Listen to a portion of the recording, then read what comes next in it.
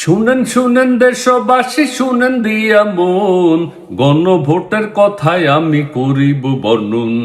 12 তারিখ ইউনূস সাহেব দিছে নির্বাচন, হ্যাঁ না ভোটের কথায় আমি বলিব এখন। সরকার কইছে হ্যাঁ ভোট দিতে করিতে সংস্কার, দেশ বাঁচাইতে মোদের নাকি সমর্থন দরকার।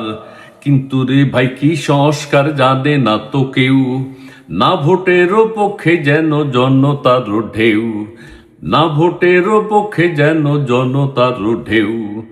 বিশ্ব চ্যাম্পিয়ন দেশে মোদের জালিয়াতিতে, এমন কথা বলে নাই কেউ নিকট অতীতে।